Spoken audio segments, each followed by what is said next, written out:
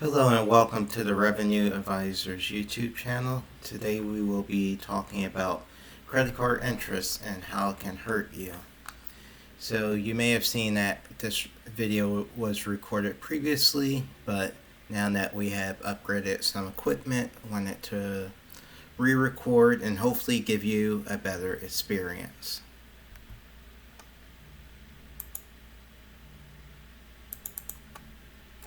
Credit card interest and how it can hurt you. Who can it hurt? You.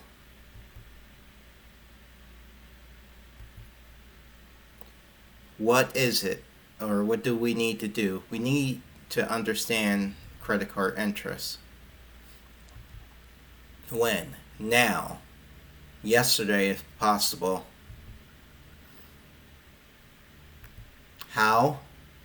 Well, this is the formula which shows how credit card interest is calculated. You use your daily period rate times the days in the monthly billing cycle, and multiply that times the average daily balance, and then that determines the monthly interest charges. So as you see, and not to be too complicated, but DPR equals the average daily balance divided by the APR. Why? The more you pay, the less you pay. As you will see in these scenarios, when it comes to making credit card payments, paying more than the minimum will save you a lot of money in the long haul.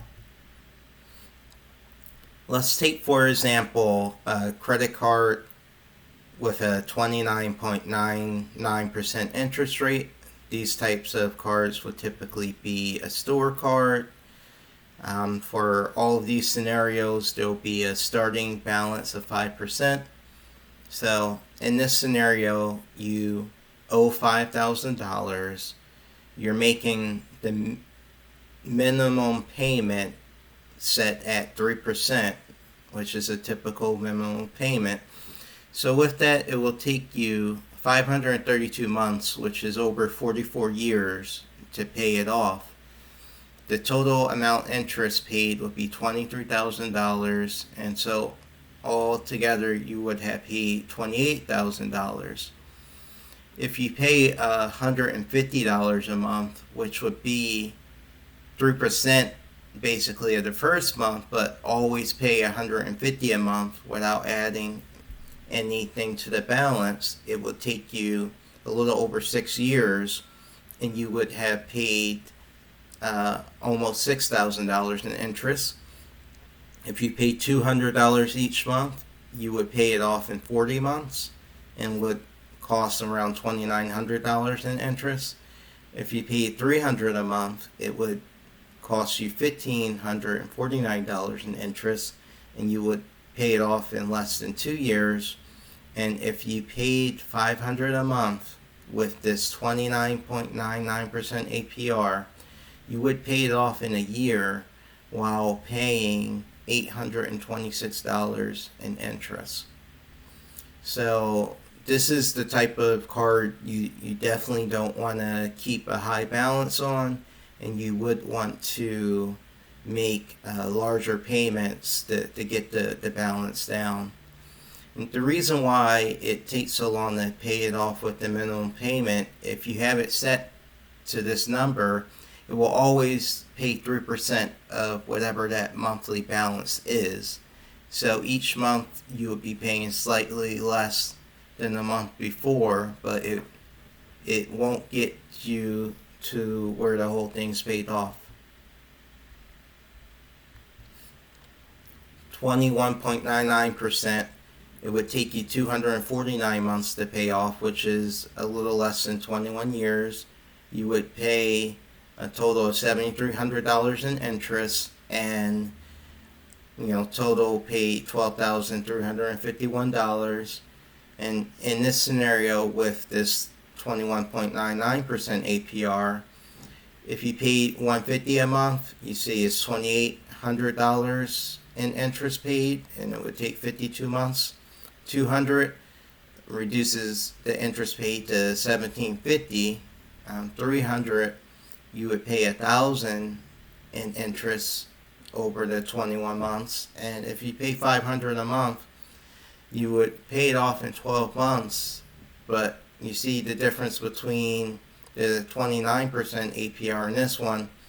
You would end up paying $574 in interest versus over $800. And you get to 14.99, which is a pretty good APR for a credit card. If you make minimum payments, it would still take 14.5 years, but the amount of interest paid would be $3,300. If you make extra payments, you see it goes from $3,300 to $1,500 over 44 months, $1,000 over 31 months, $640 over 19 months, and by paying $500 a month, you would only pay $375 in interest, and you would actually pay it off in 11 months. So that's a lot better than the previous two scenarios. And looking at 11.99%, making minimum payments of 3% would take you 12 years, and you would pay $2,300 in interest. But paying $150 a month, you would pay $1,100 in interest, and it would take about 3.5 years. Paying $200 a month would take 29 months, and you would pay $782 in interest. And by paying $300 a month, it would take you 19 months, and you would pay $500 in interest. And by paying $500 a month, it would be $294.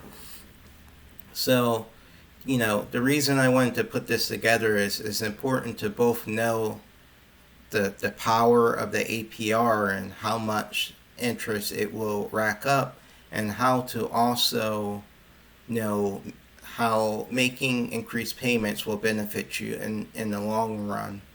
So be sure to take a look at any open lines of credits you have and evaluate what the monthly interest charged is.